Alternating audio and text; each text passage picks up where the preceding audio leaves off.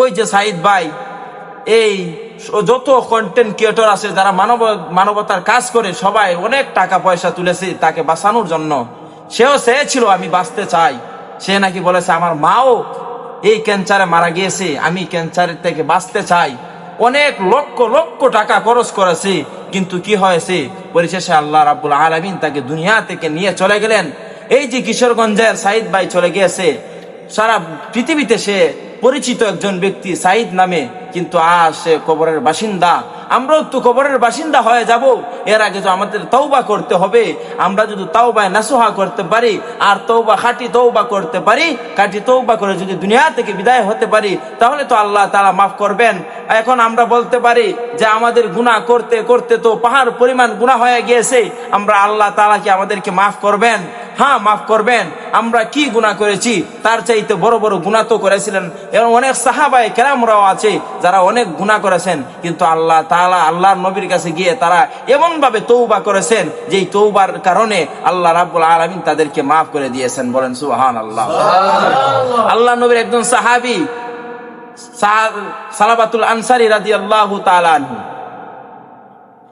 আল্লাহর নবী বিশ্ব নবী রাহমাতুল লিল আলামিনের সাহাবী সালাবাতুল আনসারী রাদিয়াল্লাহু তাআলা আনহু, তার একজন বন্ধু ছিল।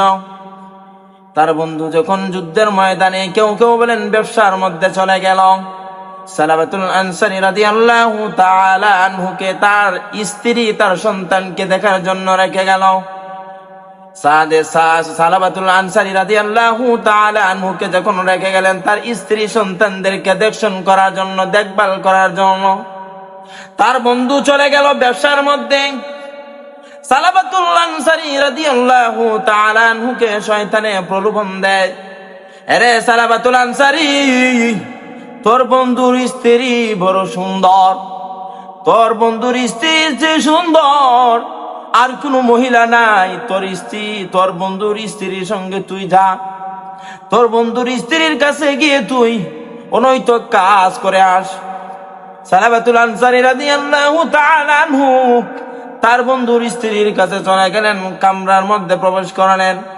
যখন প্রস্তাব দিলেন, তার বন্ধুর স্ত্রী সালাবাতুল আনসারী রাদিয়াল্লাহু তাআলা আনহুর স্ত্রী, তার বন্ধুর স্ত্রী বলতেছেন, আরে সালাবাতুল আনসারী, তোমার বন্ধু আমার স্বামী তো তোমার কাছে আমাকে আমানত রেখে গিয়েছে, তুমি যদি এটা করো, দুনিয়ার কেউ তো যদিও দেখে না, আল্লাহ দেখবেন।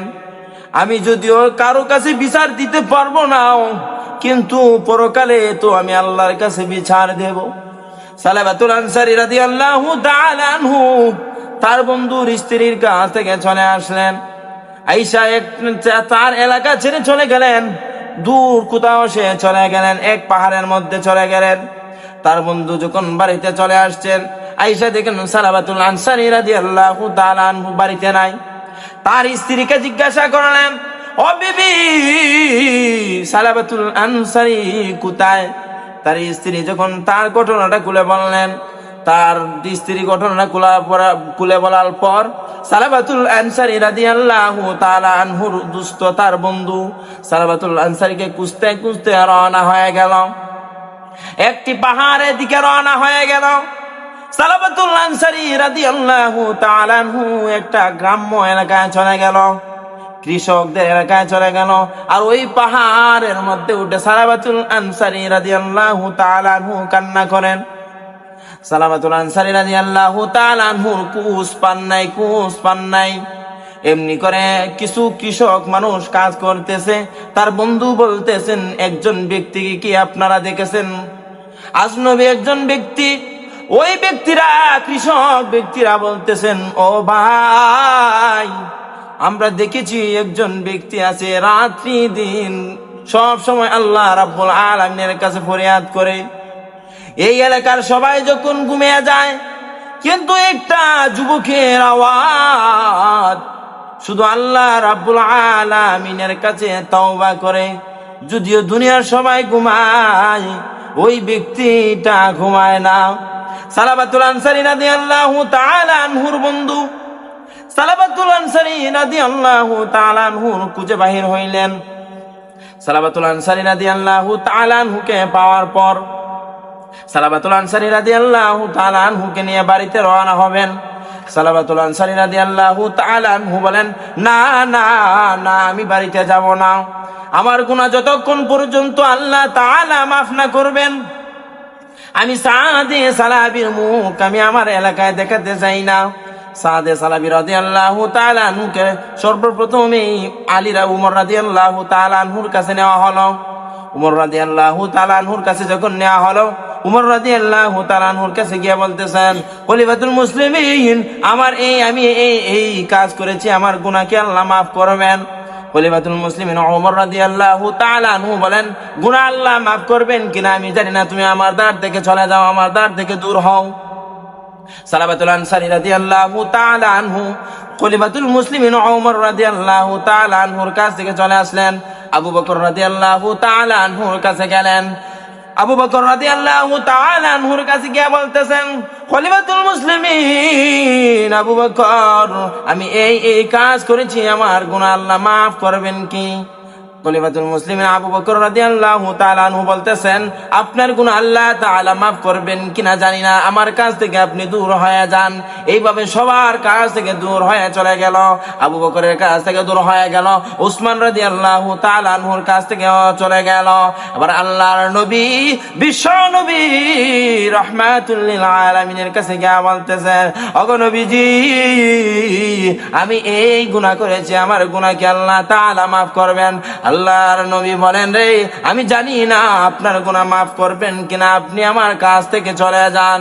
এমনি আল্লাহ রাব্বুল আলামিন আল্লাহর নবীকে স্বপ্নে দেখায়, ওগো দুস্থ, সবার কাছ থেকে যদিও সে লাঞ্ছিত হয়ে আসছে, আমার কাছে তো আমি লাঞ্ছিত করতে পারবো না। আপনার কাছে গেছেন, আপনি কেন তাকে তওবা করাইয়া তার গুনাহটা আমার কাছে মাফ করাইতে পারলেন না? এমনি আল্লাহর নবী, বিশ্ব নবী পরের দিন সালাবাতুল আনসারী রাদিয়াল্লাহু তাআলা আনহুকে খুঁজে বাইর করলেন আর বললেন, ও সালাবাতুল আনসারী, তুমি কাটিভাবে যদি তওবা করতে পারো, আল্লাহ রাব্বুল আলামিন তোমার জীবনের সমস্ত গুনাহ মাফ করে দিবেন।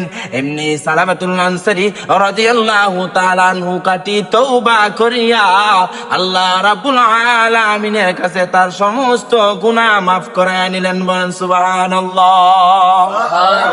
এর জন্য আমরা আল্লাহ রাব্বুল আলামিনের কাছে খাঁটি তওবা করে আমরা আল্লাহর কাছে আমরা গুনাহ মাফ করাইবো, আর আমরা দুনিয়া থেকে কাফের মুশরিক না হয়ে ইমানদার হয়ে যেন মৃত্যুবরণ করতে পারি।